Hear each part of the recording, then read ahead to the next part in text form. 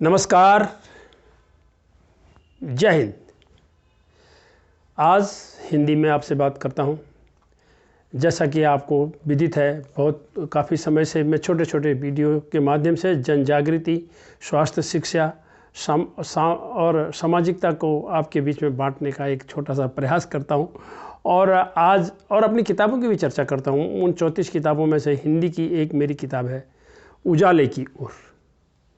ये उजाले की ओर जो किताब है, इसमें भी छोटे छोटे 101 लघु लेख हैं। और इन लघु लेखों में मैं जो मुद्दा उठाता हूँ, अपने समझ से उसका मैं एक सॉल्यूशन भी देता हूँ कि यह कैसे इसका निदान होगा। और इस किताब में 211 में ये प्रकाशित हुई थी। और इसमें 2005 से 2009 के बीच में जितने भी मैंने मुद्दे उठाए, अखबारों में और पत्र पत्रिकाओं में छपे, वो इसमें मैंने संग्रहित कर रखे हैं। और इनमें जो मुख्य, और ऐसी मेरी एक किताब यथार्थ का आईना थी, जिसमें मैंने 1989 से लेकर के 2004 तक के, उसका नाम यथार्थ का आईना था, उसमें भी 101 मैंने मुद्दे उठाए और उनका मैंने निदान भी बताया। तो इसमें भी ऐसे ही मेरे मुद्दे हैं। और इन मुद्दों में जैसे आज दिन की शादी की मैंने बात उठाई है। कभी सम्मेलनों में लोग भाटगिरी करते हैं, वो कभी नहीं होते हैं, वो भाट होते हैं, उनकी चर्चा की है। पूजालयों में पशुबल का विरोध किया है, जबकि हमारे देश में कानून नहीं है, लेकिन लोग अभी भी चोरी छिपे करते हैं। और सबसे बड़ा जो दुखित करने वाला एक मुद्दा मुझे जो बहुत परेशान करता है, दुखित करता है, और उसका मंथन सब ने करना चाहिए कि हमारे मंदिरों में, हमारे पूजालयों में चोरी क्यों होती है। लोग कहते हैं यार वहाँ भगवान है, तो भगवान के घर में रात को भी हम मंदिर ताला लगाते हैं, ठीक है, वहाँ सारी चीज़ें हैं, लेकिन इसके बावजूद भी वहाँ चोरी होती है। तो लोगों का कहना ये होता है कि भाई भगवान वहाँ हैं, तो वो घंटी ही उसके चोर के ऊपर गिर जाती है, वो पंखा ही उस पर गिर जाती है। वहाँ कई बार अखबारों में हम पढ़ते हैं कि महिलाओं के साथ उनका अपमान हुआ है और चीज़ें ले गए हैं। और इस किताब में जो मैंने बात करी है, उसमें मैं आपको बताता हूँ कि कहाँ कहाँ के मंदिरों में चोरी हुई है, वो ज़रा आपको सुना देता हूँ। कर्णप्रयाग में छत्र चोरी हुआ, हल्द्वानी गोजाजाली में घंटी, कलश, लोटा, मुकुट सब कुछ ले गए। दिल्ली प्रशांत विहार, जहांगीरपुरी में मूर्तियाँ, भजनपुरा, वैशाली, सूरजमल पार्क, जगतपुरी, महरौली और वेलकम और आनंद विहार, दिलशाद गार्डन, पिलखुआ, तो इस तरह सिरोही, तो आए दिन मंदिरों के खजाने इस तरह से लूटे जाते हैं वहाँ पर। तो सब लोग उस समय यही चर्चा करते हैं कि भगवान के घर में ये जब चोरी होती है, तो लोग कई किस्म की बातें करते हैं कि जब भगवान के घर में चोरी हो रही है, वो सुरक्षित नहीं है, तो मनुष्य कहाँ सुरक्षित है।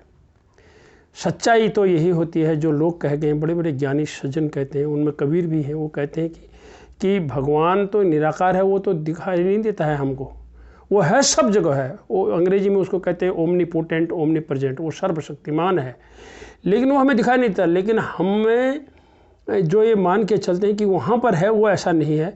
मंदिर एक स्थान है जहाँ दो लाख चीज़ें होती हैं। एक तो होता है प्रभु का स्मरण, हम वहाँ कर सकते हैं, कुछ ज्ञान प्राप्त कर सकते हैं अगर कोई ज्ञान देने वाला वहाँ बैठा हो। और दूसरा ये हो सकता है कि वहाँ हमारा मिलन होता है, हम आपसी लोग उसमें मिलते हैं।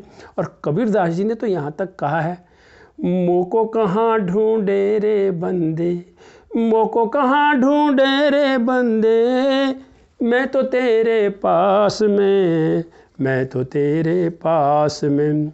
ना तीरथ में, ना मूरत में, ना एकांत निवास में, और ना मंदिर में, ना मस्जिद में, ना काबा कैलाश में।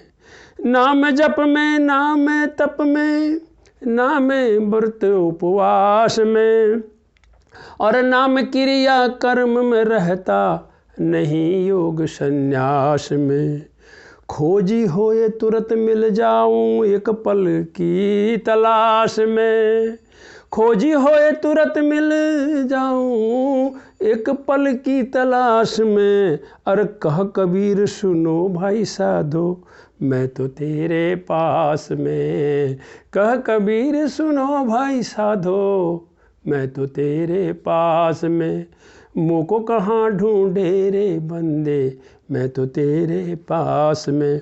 अब इस भजन से कबीरदास जी ने जो बात कही है, कभी कभी ये हमें मंथन करने के लिए प्रेरित करती है कि वास्तव में भगवान ने जो हमें ज्ञान दिया, जो बात बताई हमारे काव्यों में, हमारी रचनाओं में, जहाँ से भी आपको मिलता है उसको हमें अंगीकार करना चाहिए, आत्मसात करना चाहिए, स्वीकार करना चाहिए। उसकी एक पंक्ति, एक बात, एक श्लोक, एक छंद, एक दोहे को दिल में उतारना चाहिए। और प्रभु ने हमेशा पाखंड से दूर रहने की बातें कही है। गीता को पढ़िए, अन्य और भी ग्रंथ जो आपको अच्छे लगते हैं, जहाँ से पढ़ते हैं, जो भी पढ़िए, आपको जिस भी आप जहाँ भी आप आस्था रखते हैं।